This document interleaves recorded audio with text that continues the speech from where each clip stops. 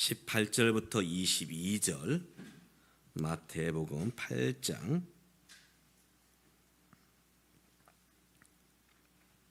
18절부터 22절인데요. 제가 짝수절, 여러분이 홀수절, 마지막 절 같이 읽도록 하겠습니다. 18절, 예수께서 무리를 자기를 애워싸는 것을 보시고 건너편으로 가기를 명하시니라.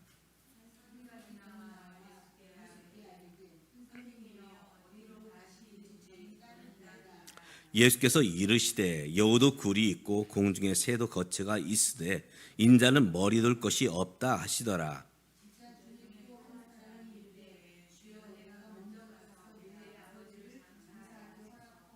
같이 예수께서 이르시되 죽은 자들이 그들의 죽은 자들을 장사하게 하고 너는 나를 따르라 하시니라. 아멘. 오늘 예수를 믿는 저와 여러분을 가리켜서 이제 그리스도인 아니면 크리스찬 이렇게 말합니다. 그리스도인 또는 그리스도인이 되었다. 사실 궁극적인 의미는 어떤 뜻이 있느냐? 예수를 따라가는 사람. 한번 따라서 해볼까요? 예수님을 따라가는 사람. 예, 바로 그 사람이 사실은 교인이고 그 사람이 그리스도인입니다. 이 그리스도인 단어가 처음 성경에 등장한 것은 사도행전에서 안디옥 교회 교인들을 가리켜서 안디옥에 있는 믿지 않는 이들이 저 사람들은 그리스도인이다 이렇게 말합니다. 그리스도인. 바로 그것은 예수님을 따라가는 자다 이런 뜻을 가지고 있습니다. 오늘 우리가 주님을 섬겨 나갈 때에 우리는 가끔씩 우리 자신을 향해서 물어야 됩니다. 나는 무엇을 따라가고 있는가? 나는 누구를 따라가고 있는가? 분명히 우리는 인생을 살아가면서 무언가에 사실 따라가고 있어요. 신앙이 있는 분은 예수님을 따라가지만 신앙이 없는 분들은 또 저마다 어떤 가치와 목적을 따라서 삶을 살아가고 있는 것이죠. 그렇기 때문에 누구든지 모든 사람들은 저마다의 어떤 그런 신념 또는 신앙 이런 모습을 따라서 삶을 살아가게 되는 것입니다. 그래서 그리스도를 따른다는 것은 무엇이냐? 오늘 말씀을 통해서 그리스도를 따른다는 것, 바로 그것은 무엇을 말하느냐 하는 것을 가지고 함께 말씀을 나누기를 원합니다. 먼저 주님을 따라간다는 것은 그저 적극적인 생각, 적극적인 행동 여기에만 국한된 것이 아니라는 것입니다. 오늘 19절 말씀을 보면 이렇게 말하고 있습니다. 한 서기관이 나와 예수께 아뢰되 선생님이여 어디로 가시든지 저는 따르리이다. 이렇게 고백하고 있죠. 어디로 가든지 내가 주님을 따르겠습니다. 누가요? 한 서기관이. 이 서기관은 당시 이스라엘의 바리새인들 중에서 가장 열심히 있는 자, 경건한 자, 어떤 구별된 사람들 이들을 가리켜서 서기관 이렇게 이름을 붙였습니다. 그래서 늘 하나님의 말씀을 가까이 하는 사람들이 바로 서기관들이죠. 그런데 이런 서기관이 예수 앞에 나와서 내가 어디든지 주님을 따르겠습니다 이렇게 말하고 있습니다. 어디로 가시든지 내가 주님을 따라가겠습니다 이렇게 그가 나와서 이야기를 하고 있는 것이죠. 참 대단합니다. 왜냐하면 당시 바리새인들이나 서기관들은 사실 주님을 따른다 사실 그런 고백을 한 적이 없습니다. 그저 관망하는 것이죠. 잘하나 못하나 책 잡을 것이 무엇인가 하면서 예수님을 가만히 뒤에서 이제 팔짱을 끼고 보는 사람들이 바로 바리새인이었고 서기관이었습니다. 그런데 이 사람은 예수 앞에 나와서 적극적으로 내가 주님을 따르겠습니다. 그리고 어디로 가든지 내가 주님을 따를 것입니다. 사실 우리가 어떤 모임이든지 또 가족이나 또 이제 어떤 회사라 어떤 모든 이제 모임 속에서 적극적인 분들이 있어요. 그분들이 있으면 일이 되어갑니다. 일이 되어가요. 어제 우리 동사무소 앞에서 이제 마을 축제가 있었죠. 사실 그 일을 주관하는 분들은 몇 명 되지 않습니다. 그런데 그 일을 추진시켜요. 적극적인 그런 생각, 적극적인 행동, 바로 이런 모습 때문에 일이 되어져 가게 되는 것이죠. 그런데 우리가 알아야 될 것이 있습니다. 도대체 왜 우리가 힘을 내서 열심을 다해서 그 일을 이루어야 되느냐? 오늘 서기관은 어떤 목적을 가지고 주님 앞에 나와서 어디로 가든지 주님을 따르겠습니다, 이렇게 고백을 했을까? 사실 이 서기관이 주님을 따르고자 했던 이유는 영생의 말씀이 있고 하나님 나라가 있고 사실 그런 것과는 상관이 없다는 것이죠. 이 서기관은 아마도 그가 가지고 있는 지식들과 이 율법들과 이 말씀들을 어떻게 가르칠 것인가. 왜냐하면 예수님의 이 가르침은 당시 서기관들과 같지 아니했다. 사람들 평가가 저 사람은 뭔가 있구나. 보통 우리가 어떤 설교라든지 어떤 가르침을 들어오면은 어떤 스토리가 뻔합니다. 스토리가 뻔해요. 그런데 이 예수님의 이 가르침, 예수님의 설교, 예수님의 말씀은 사람을 이끄는 그런 힘이 있었지요. 그래서 이 서기관은 예수님 보면서 나도 저 예수처럼 되고 싶다. 사람들을 좀 정말 강력하게 이끄는 그런 어떤 말재주, 어떤 말빨, 아마 그런 것들을 기대했는지 모릅니다. 그렇기 때문에 그는 이런 교수법을 좀 배우고 싶다. 나도 이런 신선한 어떤 가르침, 그런 모습으로 대중들에게 어떤 영향력을 끼치고 싶다. 그런 마음으로 예수님을 따르고자 했던 것이죠. 우리가 열심을 낼 때 조심할 부분이 있습니다. 무엇 때문에 열심을 내야 되는가? 무엇 때문에? 목적이 뭐냐? 주객이 전도되면 안 되지요. 주객이 전도되면 안 됩니다. 예수님을 따르는 것은 무엇입니까? 바로 예수님께 구원이 있다. 예수님께 천국이 있다. 예수님께 바로 영생의 길이 있다. 바로 이런 궁극적인, 바로 예수가 하나님의 아들이시요 이 땅에 오신 바로 구원자임을 믿는 것, 바로 이것이 예수를 따르는 목적이 되어야 된다는 것입니다. 그저 나에게 어떤 유익이 있느냐, 어떤 내 목적을 이루어갈 수 있느냐, 바로 이것 때문에 예수를 따른다면 진정한 주님을 따름이 아니라는 것입니다. 그렇기 때문에 오늘 주님은 그에 대해서 분명히 이제 말씀을 짓지요.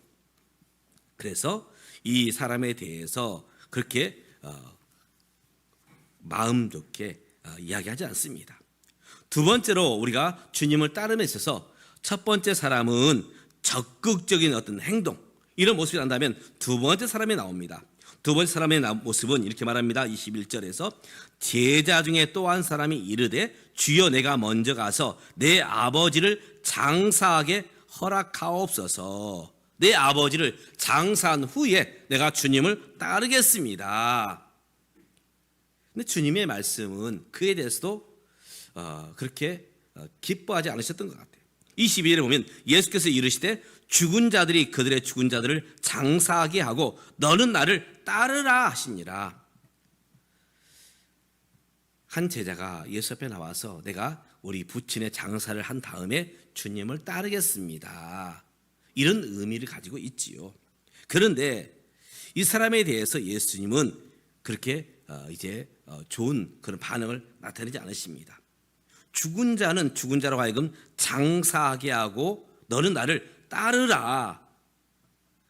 첫 번째 사람은 맹목적으로 따르고자 했고 자기의 목적을 이루기 위해서 따르고자 했지만, 두 번째 사람은 따르긴 따르겠지만 지금 따르는 것이 아니고 오늘 주님을 따라가는 것이 아니고 다음 기회가 주어지면 내가 주님을 따르고 또 내가 이제 좀 더 형편이 좋아지면 주님을 따르겠습니다. 아마 많은 분들이, 저를 포함해서 많은 분들이 다이어트 한 번쯤 해보셨을 거예요.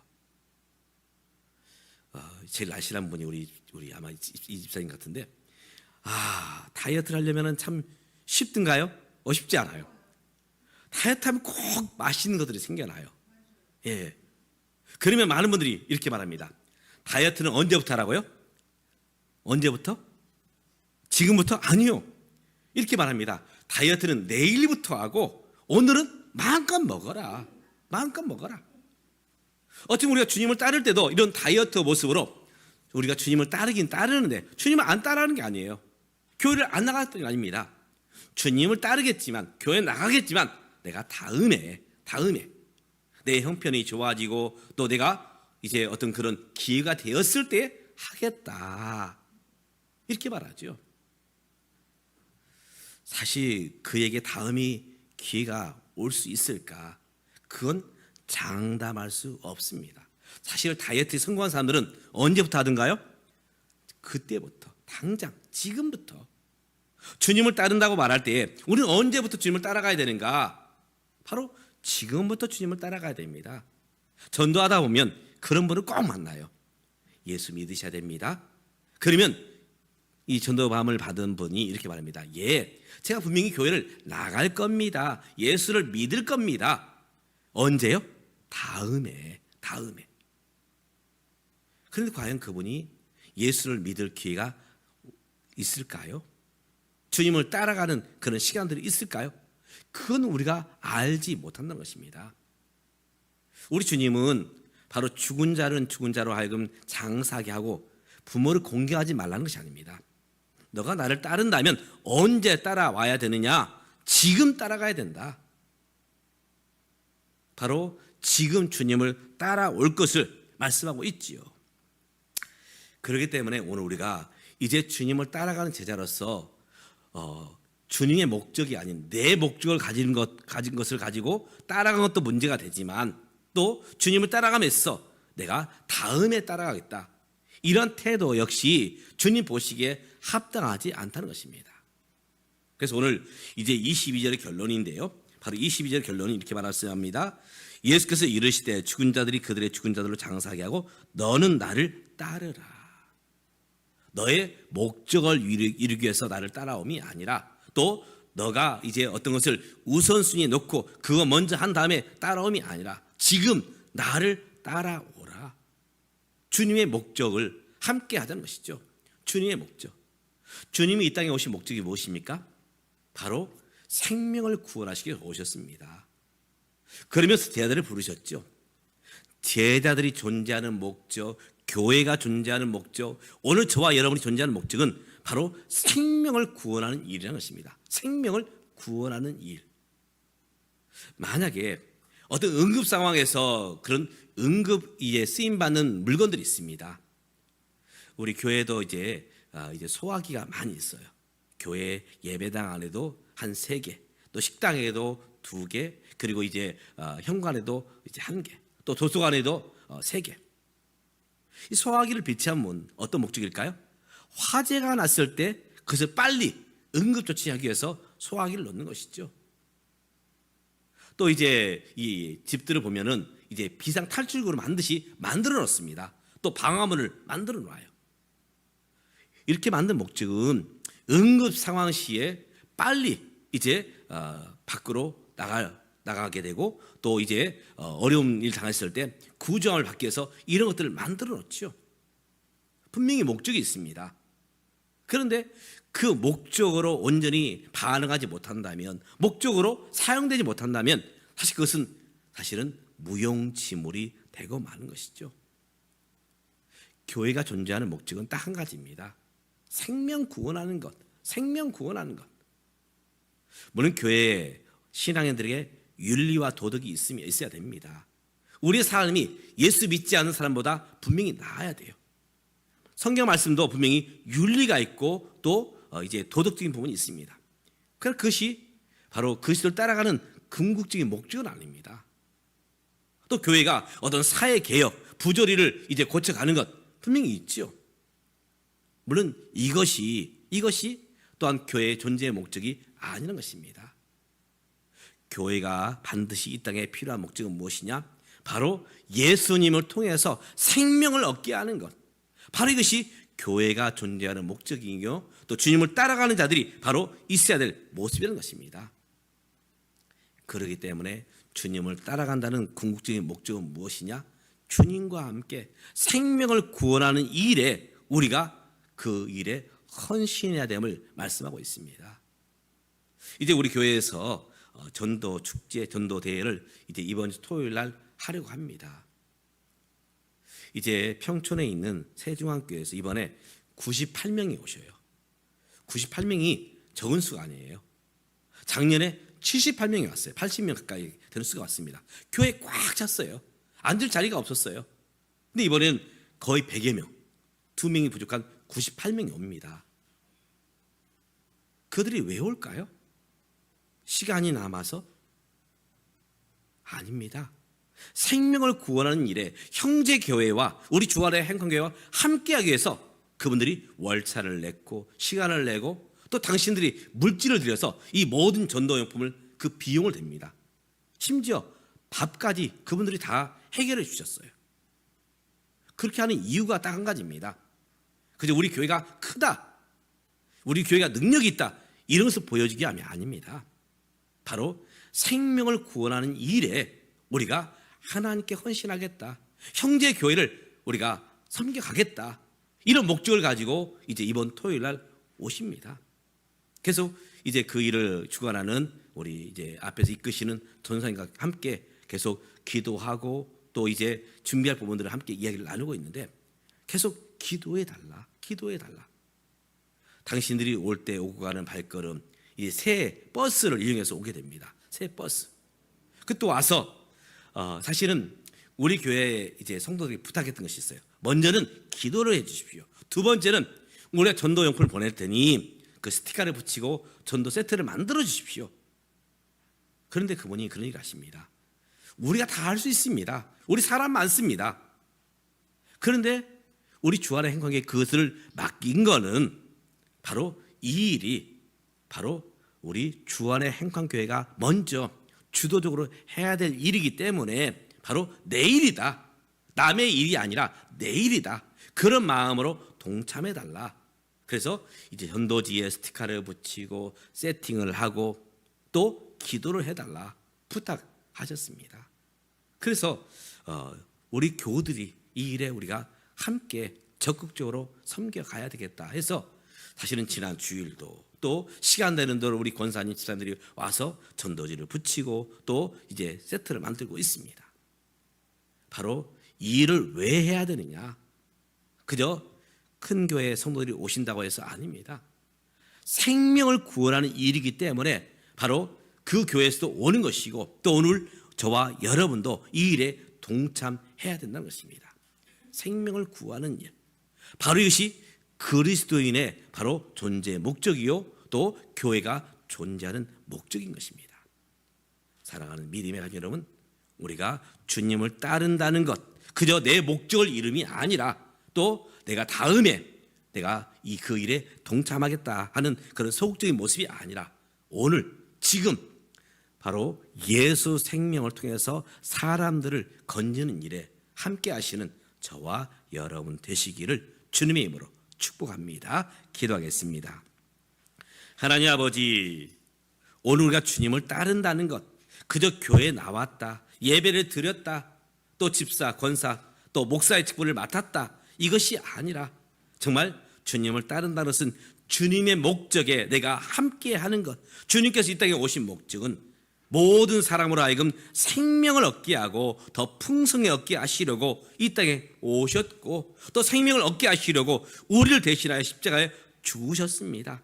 이제 그 일을 오늘 믿는 우리에게 맡겨주셨는데 우리가 이 생명을 건지는 일에 함께하는 주님을 따르는 자 되게 하옵소서. 특별히 이번 돌아오는 토요일날 전도대회를 하나님 축복해 주셔서 오시는 세중앙교회나 또 우리 교회 성도들이 이 일에 함께 합력하여 생명을 구하는 일에 쓰임받게 도와주시옵소서. 이 일이 다른 사람이 아니라 내가 이 일을 할 수 있도록 내 마음 가운데 자원하는 마음을 허락해 주시옵소서. 예수님의 이름으로 기도드리옵나이다. 아멘. 찬송가 주님을 따르는 찬송 436장 함께 찬송 부릅니다.